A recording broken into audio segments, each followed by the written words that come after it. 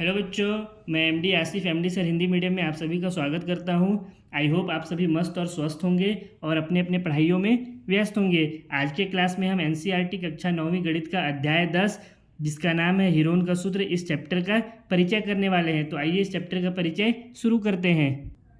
जैसा कि चैप्टर का नाम है हीरोन का सूत्र, तो आप में से बहुत सारे बच्चे ऐसे होंगे कि इस नाम को देखते ही उनके मन में सबसे पहला सवाल आया होगा कि सर हीरोन के सूत्र का इस्तेमाल क्यों किया जाता है। तो बच्चों, इसका बहुत ही सिंपल सा जवाब है कि हीरोन के सूत्र का इस्तेमाल त्रिभुज का क्षेत्रफल ज्ञात करने के लिए किया जाता है। क्यों इस्तेमाल किया जाता है? त्रिभुज का क्षेत्रफल ज्ञात करने के लिए किया जाता है। और त्रिभुज का क्षेत्रफल ज्ञात करने के लिए हीरोन का सूत्र क्या है?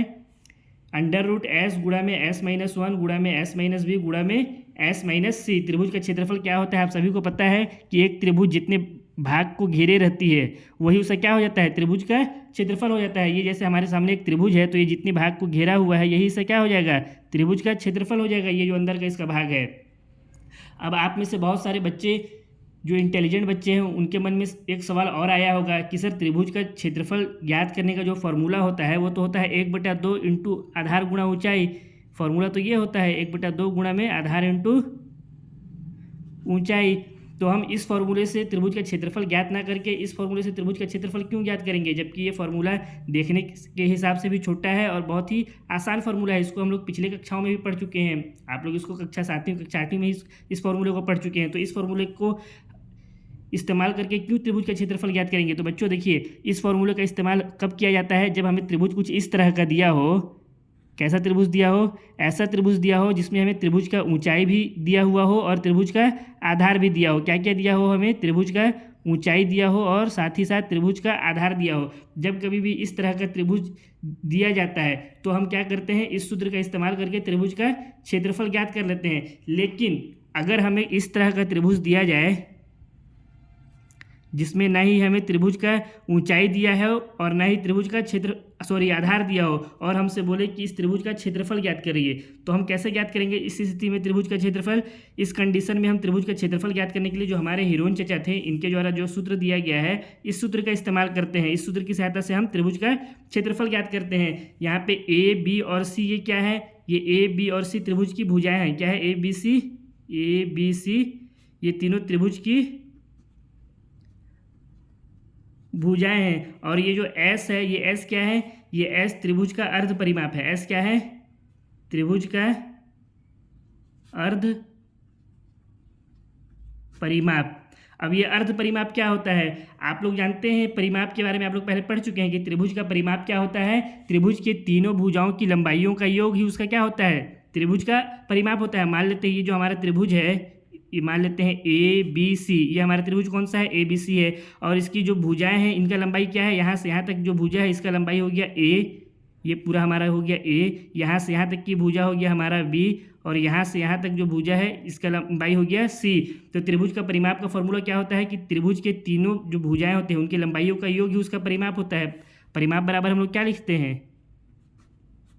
A + B + C। त्रिभुज की जो तीनों भुजाएं हैं उनकी लंबाइयों का योग। और अर्ध परिमाप हमको यहाँ पे दिया हुआ है, तो अर्ध परिमाप यानी क्या हो जाएगा? अर्ध मतलब होता है आधा। अर्ध मतलब क्या होता है? आधा। तो ये जो परिमाप है इसका आधा हो जाएगा। तो इसका आधा हम लोग कैसे कर देंगे? इसका आधा के लिए हम क्या करेंगे? इसके नीचे में 2 लगा देंगे। तो ये क्या हो जाएगा? यही हो जाएगा अर्ध परिमाप।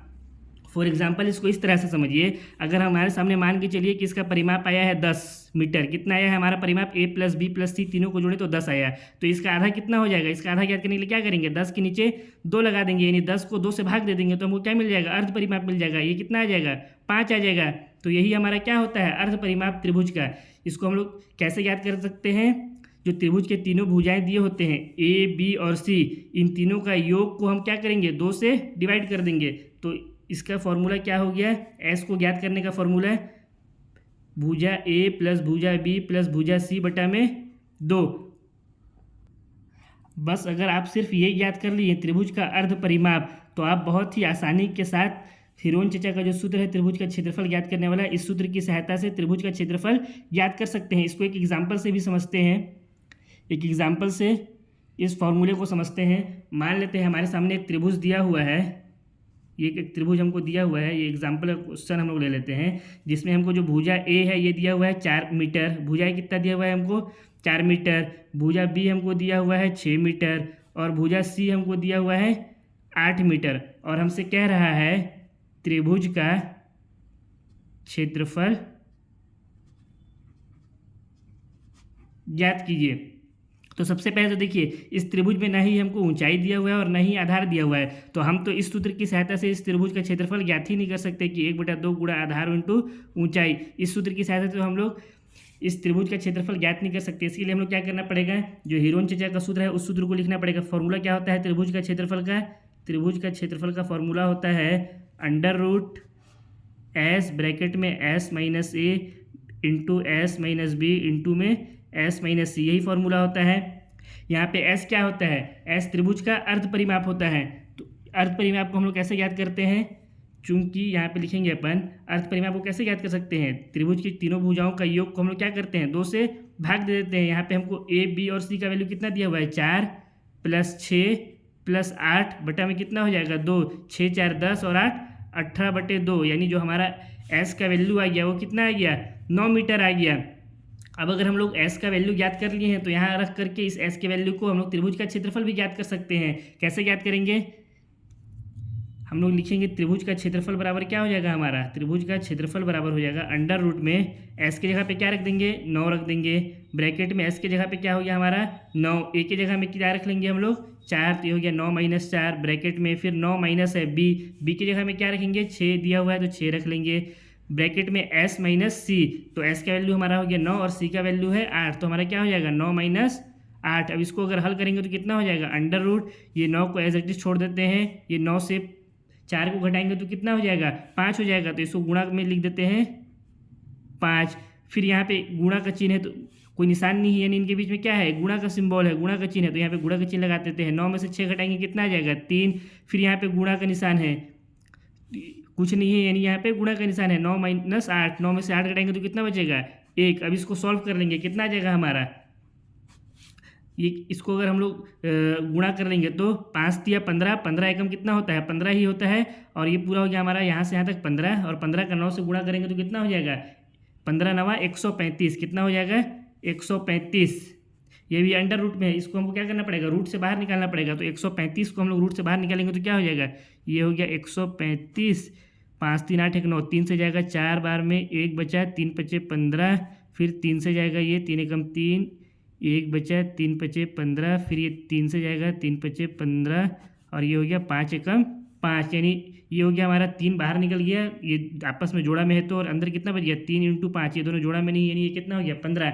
तो हमारा जो त्रिभुज का क्षेत्रफल आ जाएगा, त्रिभुज का क्षेत्रफल वो कितना आ जाएगा 3 √में 15 मीटर स्क्वायर, क्योंकि जो क्षेत्रफल होता है हमेशा किस में होता है वर्ग में होता है, तो हमारा जो क्षेत्रफल आया वो कितना हो गया 3 √ 15 मीटर का क्या हो गया यहाँ पे हमारा स्क्वायर।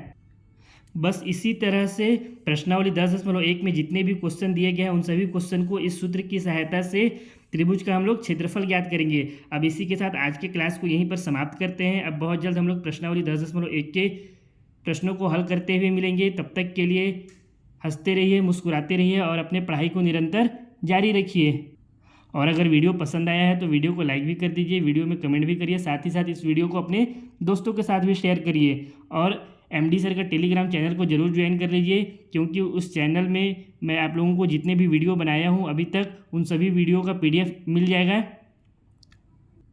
जिसका इस्तेमाल आप अपने पढ़ाई में कर सकते हैं। ठीक है, बहुत जल्द हम लोग नेक्स्ट क्लास में मिलेंगे। तब तक के लिए टाटा बाय बाय।